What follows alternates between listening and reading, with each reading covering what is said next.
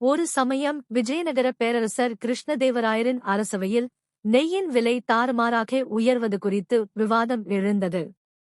சமையலுக்கான முக்கிய பொருளான நெய்யின் விலை உயர்வால் மக்கள் பெரிதும் பாதிக்கப்பட்டனர்.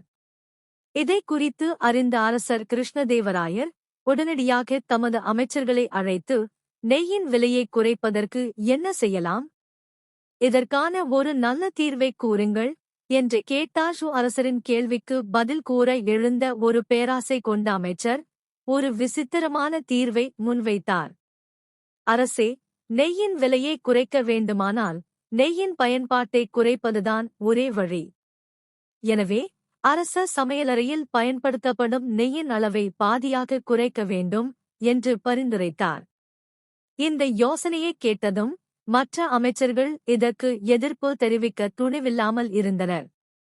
அப்போது நகைச்சுவையுடன் கூடிய அறிவுக்கு பெயர் பெற்ற தெனாலிராமன் எழுந்து நின்று அமைச்சரின் தீர்வுக்கு முற்றிலும் முரண்பட்ட ஒரு தீர்வை முன்வைத்தார். தெனாலிராமன், அரசே, நான் சொல்கிறேன்.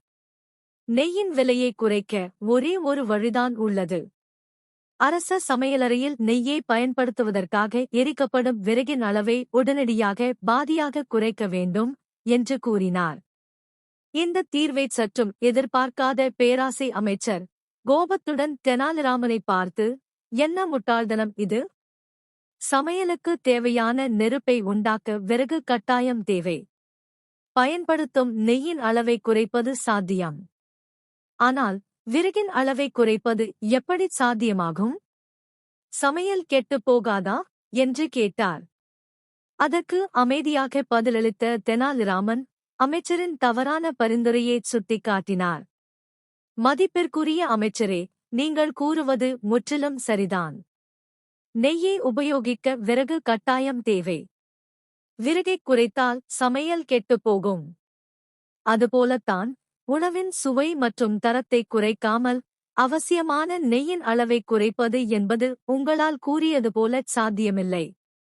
தெனாலிராமனின் விளக்கத்தை கேட்ட அரசர் கிருஷ்ணதேவராயர் அவரது அறிவுத்திறனை பாராட்டினார். நெய்யின் விலையை குறைக்காமல் அதன் அளவை குறைக்கச் சொன்ன அமைச்சரின் பேராசையையும் முட்டாள்தனத்தையும் தெனாலிராமன் அனைவரும் அறிய அம்பலப்படுத்தினார். நீதி. சிக்கலான பிரச்சினைகளுக்கு தகுந்த காரண காரியங்களுடன் கூடிய தீர்வுகளைத்தான் தேட வேண்டும். இருக்கும் பிரச்சினையை மறைக்கவோ அல்லது மக்கள் மீது சுமையை கூட்டவோ கூடாது.